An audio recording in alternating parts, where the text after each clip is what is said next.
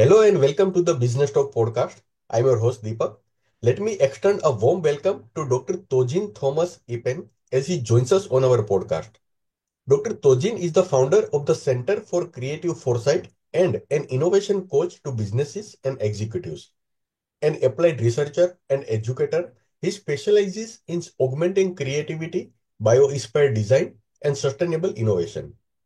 Currently, he serves as an advisor at Straight Rocket and InnoMantra and is a senior fellow at the conference board. Dr. Epen has taught at leading institutions, including the University of Missouri Columbia and UNC Cannon Flagler Business School. He has advised over 40 global organizations such as Google, Samsung, ABB, and Tata Group. An authority on strategic innovation, his work has been published in Harvard Business Review and widely cited by top organizations. His book, Bio-Inspired Strategic Design, explore sustainable systems inspired by nature. A sought-after speaker, Dr. Tojin has presented at the Global Peter Drucker Forum and served on the US tag for ISO 56000 Innovation Standards.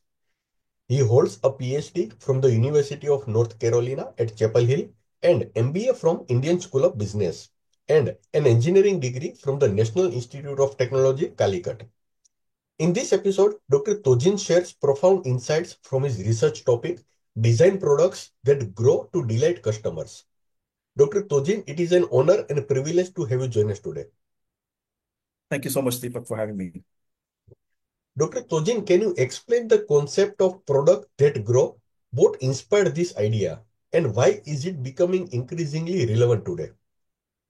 Okay, yeah, thank you. So the idea of products that grow is it's fairly simple. It's the idea. It's a paradigm that you companies can benefit by developing products that improve and change over time, right? So this is a very simple idea, and historically, you can see a lot of products that I think you can categorize as being products that grow. So even a simple bicycle with adaptable functions or something where you could add a training wheel, it improves over time. So I think it is a broad concept, but I think what is interesting is we are seeing very different uh, manifestations of this phenomenon where we are seeing new products emerge in different categories, automobile, toys, where the implementation of these concept is somewhat different and interesting. And I think this is of should be of interest to product designers as well as researchers. How do products that grow differ from traditional static offerings in terms of design philosophy and consumer appeal? Okay, so that's a great question. So, I used to work in new product management and development. And when we think about developing a product, we ask ourselves, how do we design the products with the attributes that would provide benefits or immediate utility to the customer who's buying it, right? And in the case of products that grow, I think a slightly different philosophy is needed. So you are equally concerned about how the customer needs or customer preferences are going to change over time. Okay, so it is in that sense far more challenging to adopt because in many cases it's not clear how these changes might evolve. Even if you ask the customer, uh, they may not have an idea about what their requirements are going to be. So as a design philosophy, it's somewhat different from what a lot of companies and product designers are used to when they think about developing products. And in terms of customer appeal, I think for a customer, the customer's hopefully not just thinking about how that product is going to be useful for them, in their immediate context, but they can also sort of project into the future and say, okay, this product is going to be helpful for us in different ways, 3 or 4 years down the lane. And for that reason, we are willing to pay a premium or we are actually, prefer this product to a competitor, which is not that doesn't have that degree of longevity. So I think that's both the design philosophy as well as the customer perspective. Dr. Tojin, your article in HBR highlights consumer challenges such as age-related developments, technological changes, and shifting learning needs. Could you share examples of how these challenges are addressed by products that grow?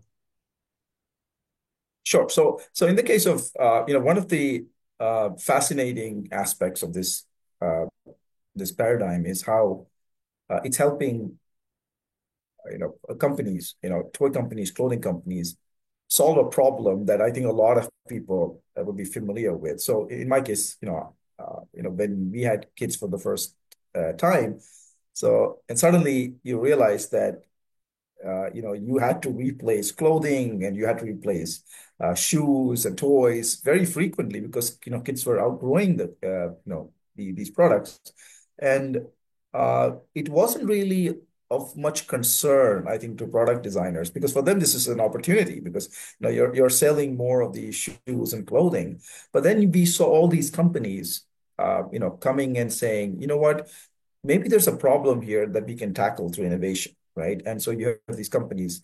There's this company called Petit Pli, which actually makes clothing that's expandable. There's a very innovative, lovely company based in Pune called Areto, which makes shoes that expand. So here the idea is that the consumer has a problem, right? And through product design and by using technology, we can actually solve this in a very ingenious way. And I found that extremely fascinating. And so that's the age-related part because I think age is important. In particularly, there are two modes. One is for young users, young customers who are growing very quickly, but also older users, right? Where you have a slightly different problem where you're having health challenges related to age, right? So you're losing strength or you're losing certain capabilities. So even there, so it's not just not for children, but also maybe for older users that products can be applicable. There, it might be more compensatory, right? So if you're finding it difficult to read, maybe your glasses could adapt to sort of accommodate those changes, right? So yeah, so age-related developments is an important area of application. The other is, of course, technological change. So, like I said, in many cases, the customers is not really aware of impending changes, and that's sometimes true when it comes to innovative products in terms of technology. And so, if you develop that product where over time the product itself can uh, be modified or improved to accommodate these new developments, that can be actually a very efficient kind of process because, think about this, right? Uh, I believe I have maybe over, half a dozen, mobile phones, right? In which is not usable, right? Even though I assume most of the parts are perfectly fine, right? And this is one of the great dilemmas because every time we are changing these phones, but we recognize that these phones are actually usable with some changes, and yeah, so that's again a huge opportunity for thinking about how this paradigm can actually not just solve the issue of the customer need, but also actually be equally profitable, right? So it's hard to tell a company that, what, you have a model that's working very well for you. It's extremely profitable, right? Where you're replacing phones every year or a couple of years or so, and say, let's move to this new paradigm where your phones are going to last for 4 or 5 years. The companies are not going to accept that, right? For them, it's not something they would be happy at all. So the PTG paradigm, the process growth paradigm says, there's something in between, right? You can actually develop these products that improve over time, but also you can do that in a very profitable way.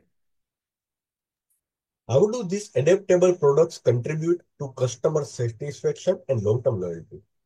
Yeah, great question. So I think there's the obvious answer, right? So first is that when you have a customer and the customer feels that their needs are met, not just for the immediate use, but also for future uses, right? We assume that they're going to be more happier or more satisfied. right? So let's say if it's a shoe that can be used for a longer time, clearly, there's a lot of, you know, satisfaction in that such a product. The other, I think, less obvious factor is that in many cases there's a challenge to dispose a product, right? And and we see that in many countries where disposing is a hassle, right? And it's not easy to get rid of certain products. Like I give you an example, phones, right? There are a couple of issues here. Like you're concerned about, whether there's data that you don't want to just, throw away in case that data is somehow, falls in the wrong hands. There's a problem of electronic waste. So disposal is a challenge, right? And when you have these adaptable products where there's a less of a need to dispose it frequently, I think that's also solves this key customer frustration, and I think that can help customer satisfaction. But there's also another factor I think which is interesting, which is that when products are adaptable and they change, there's also an element of surprise, right? So if you look at the title of our talk, it's, delighting customers, right? So when you have a product which a person has been using for a long time and they're, sort of exposed to certain attributes, and then they see that that product has actually changed, it's improved.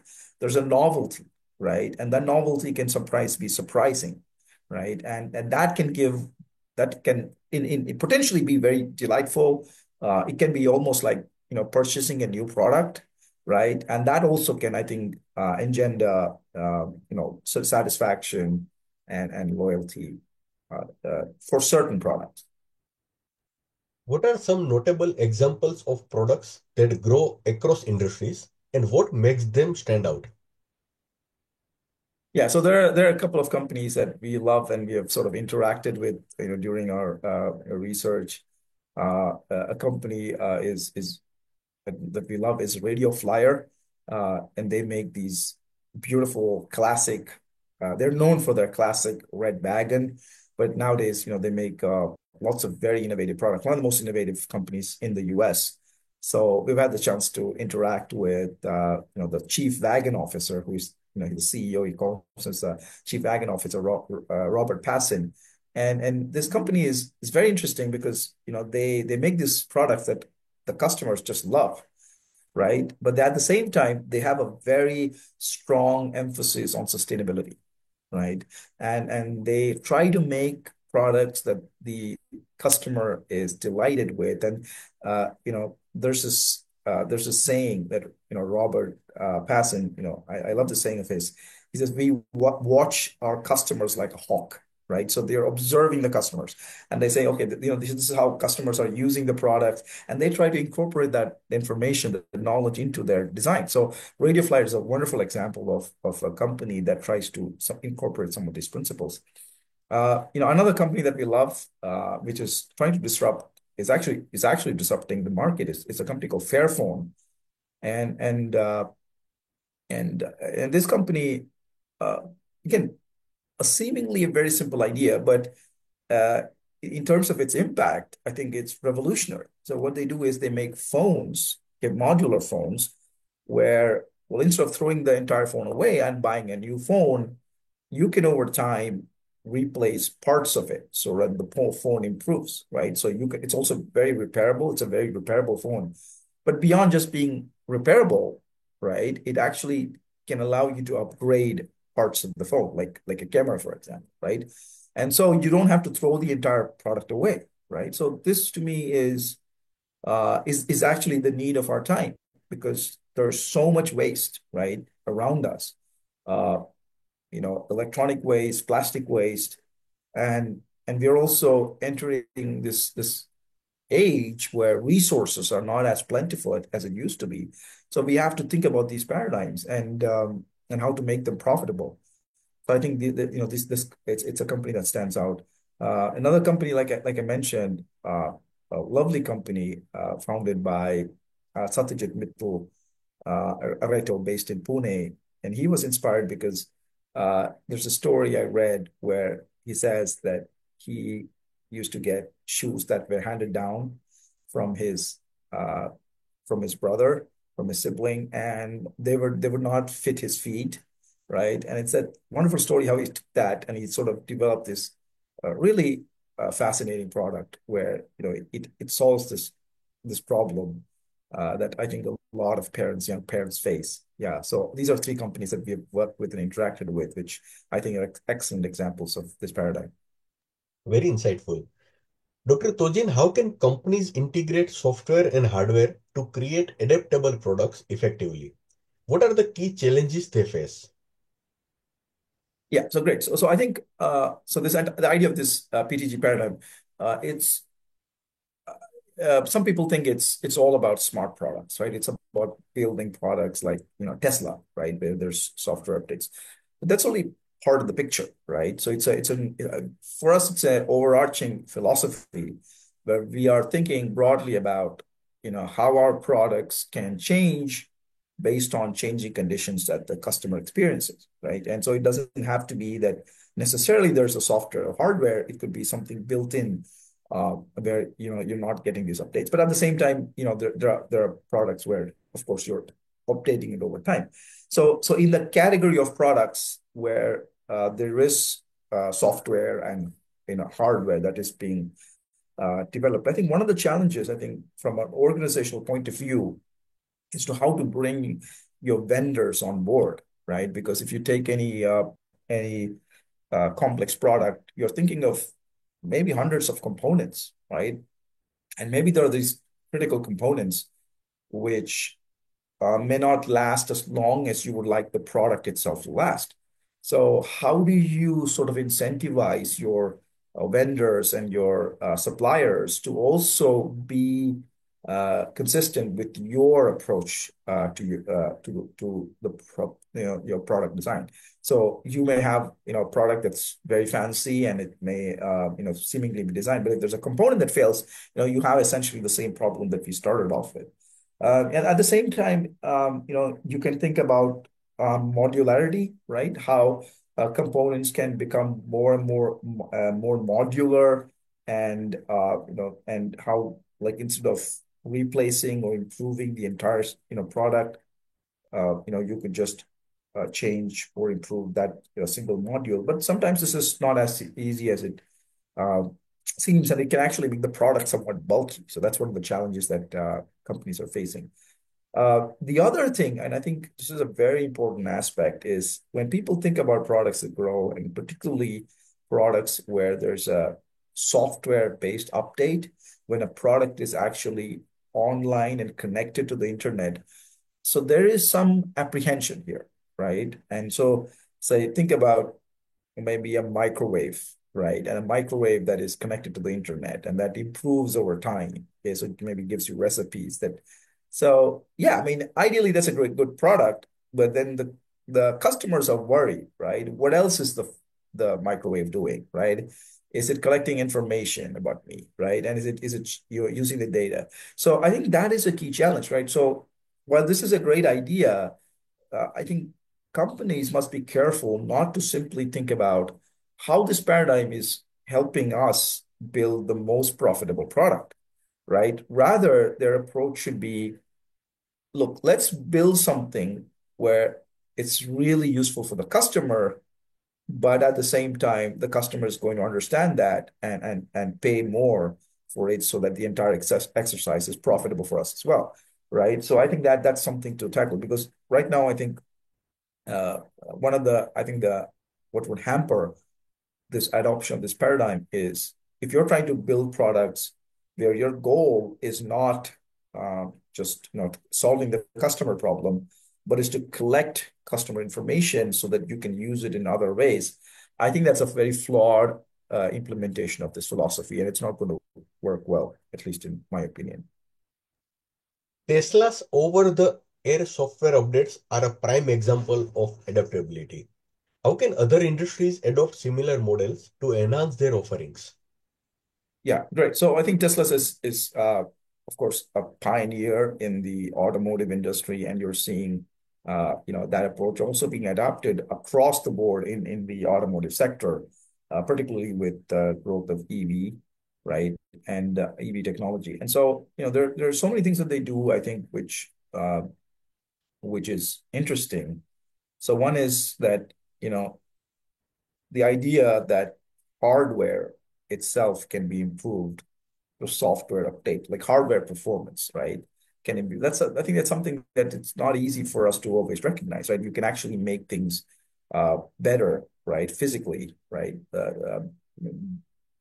Using software updates. So a simple example is self-driving systems, right? So when it's not just the actual way the product operates changes because of the software update. So I think that's one interesting lesson from Tesla that could be applicable to industry. But there's one thing that it's almost a trivial thing, but I find this fascinating, is that Tesla products, they used to have Easter eggs, right? These software which would be surprising, right? They know nobody would know they exist. Maybe some of these are not really sophisticated applications, but it was so much fun.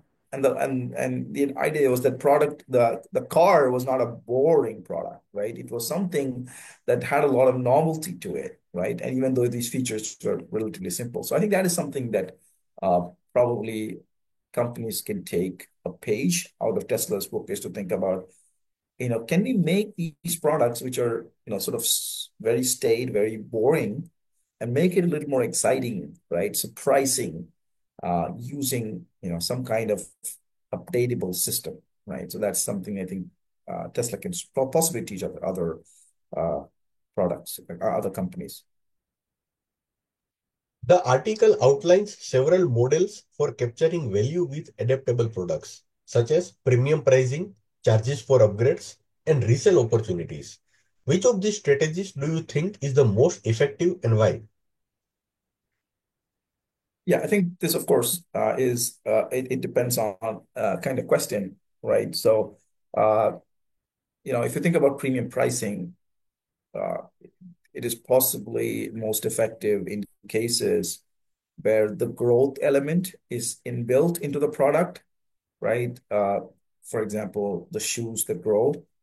Uh, so in this case, you're not doing anything beyond, uh, after the product has been purchased, but the growth factor is already embedded into the product. So you're essentially asking the customer to pay, a single time for the product. And in such cases, you need to go for a premium pricing kind of model. Uh, but in other cases where, there's some amount of uncertainty about how the product should evolve, right?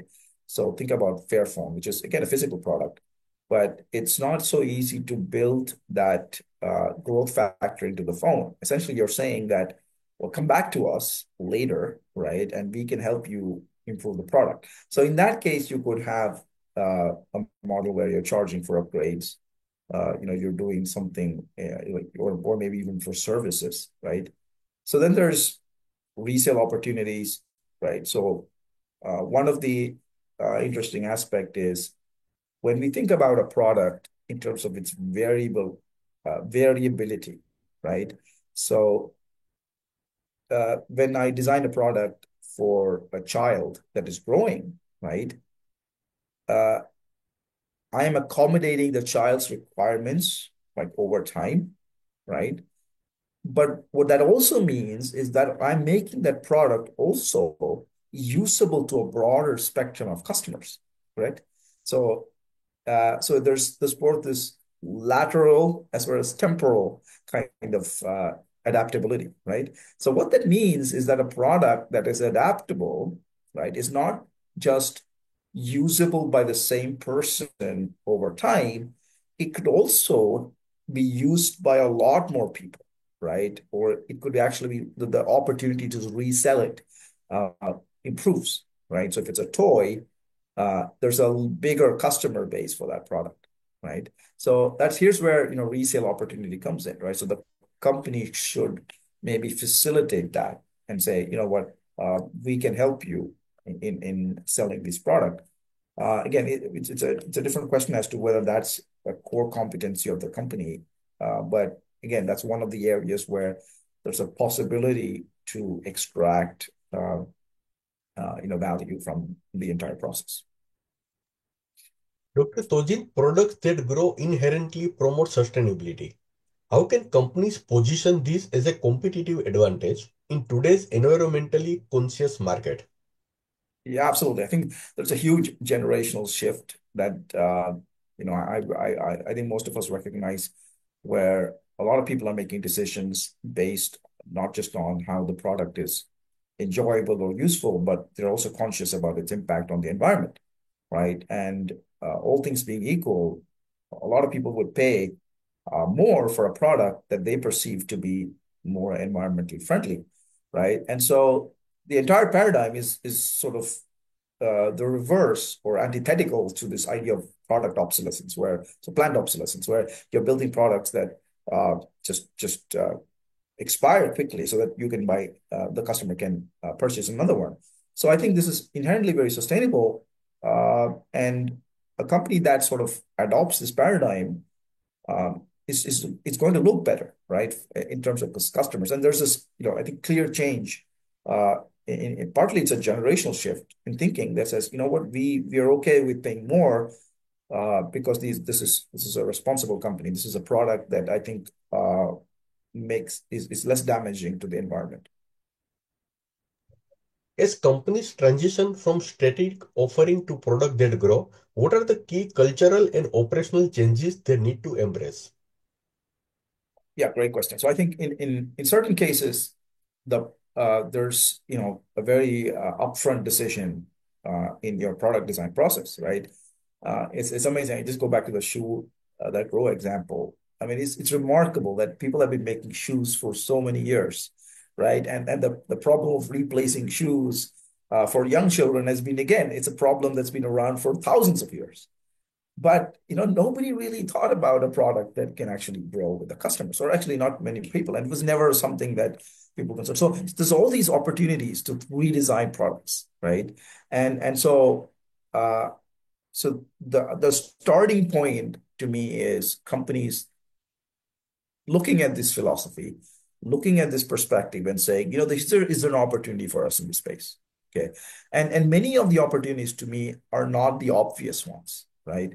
It's not the Tesla kind of opportunities, right? And it may not be, for the obvious industries. It may not be for consumer electronics. It may be for, even for, I keep saying this, it could be for consumables. It could be for food products. It could be for a host of industries where people have not thought about the application of this paradigm, right? So this mindset, right? Adopting this mindset is important. And also, the willingness to challenge existing paradigms and willing to think about, oh, maybe there's an opportunity which nobody has seen, right? Even if it's a shoe. And even if people have been making this product for thousands of years, there's something opportunity to innovate. And I think that boldness is critical.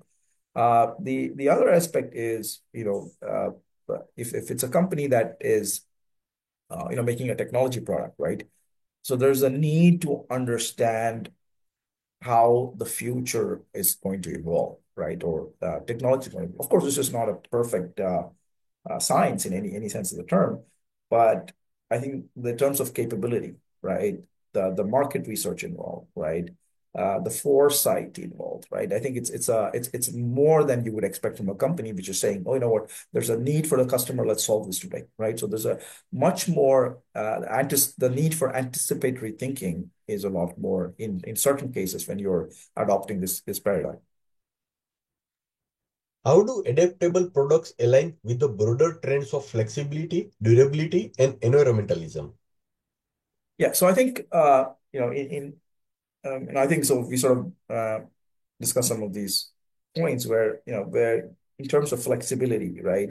So the moment you are designing a product for a single user over time, you automatically make it suitable for also a broader group of customers, right? And so it's inherently more suitable for uh, a broader range of customers, and so you're expanding your market, right? In terms of durability, I think it's a so the issue of durability is that there's this famous light bulb in the U.S. in a fire station in a city called Livermore, and the light bulb has been shining for 100 years, right? It's a very famous, probably the most famous example of a product that's durable. And there's a story behind it, right? And we know that light bulbs were sort of redesigned so that it sort of stops functioning after a few hours, a certain number of hours. But there's an inherent problem there, right? So if you're making these products extremely durable, right? What that means is that, a couple of things happen, right?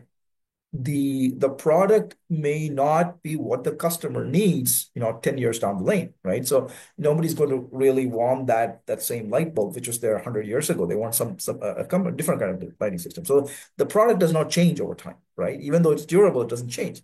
The second thing is, like, if it's a product where with a limited marketplace, right? And you're making these products that are highly durable, and then you don't have a market, like, who is going to provide the service? Like, who is going to provide, a lot of the ancillary services related to product? Essentially, the company is going broke, and that's a legitimate concern, right? So I think the idea is not so much durability, but also, how do you make sure that the value is shared by both the company, right?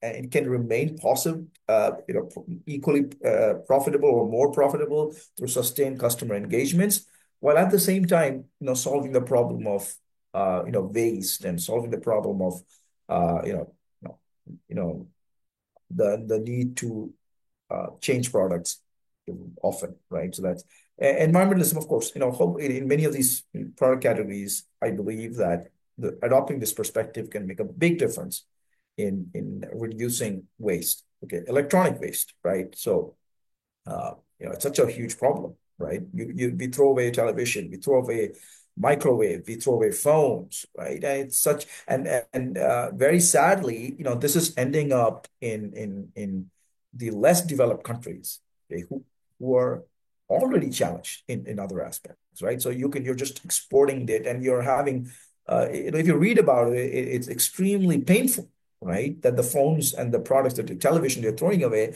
it ends up in Ghana. It ends up in places where it's affecting the lives of children, of poor people, and we don't think about that when we buy a new phone, right? And so, this paradigm has the potential to shape people's perspectives, and also, companies, hopefully they can see that this can be a win-win, right? It's not just something that uh, is just giving away things for the sake of environmental values, but it's something that companies can also benefit from. Dr. Tojin, my last question. What industries or market do you believe have the most untapped potential for adopting products that grow? So I think, and I slightly, I take this perspective that uh, every single industry has the potential to think about products that grow, right? So it's not just the electronics industry, the smart industry, or the toy industry. Every single industry, I think, should think about, is this paradigm useful for us in any way? And no, I think about, let's say if you're developing, I don't know, food products, right? You could think about how you can take, nutritional requirements of customers and make your products change over time, right? Give recipes that adapt yourself based on health behavior, for example, right? So there are different ways of adopting this for across industry. So I think the opportunity for innovation is when companies think about this concept, and even though the implementation is not so obvious, right? So that's where the novelty aspect of the idea comes in.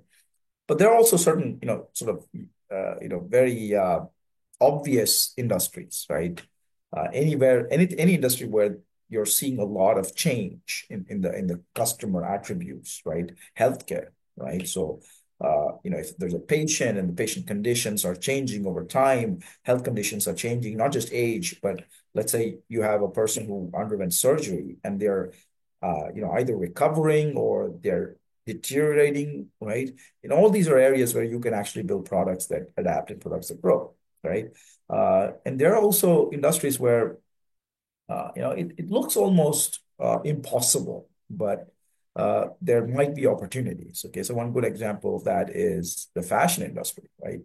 Which is a classic, so the poster child of a planned of obsolescence, where you're fast fashion, you're throwing it away, and you have huge pile of waste, right? Which is just if you read it up, it's just a you know huge environmental disaster, right? And so even here, right? So I talked about petit plis, the clothing that grows, but also you could think about how a good example we have in one of the HBR articles is we take the example of Adobe Primrose, which is a clothing product where they have digital pedals, and these digital pedals actually change design, right?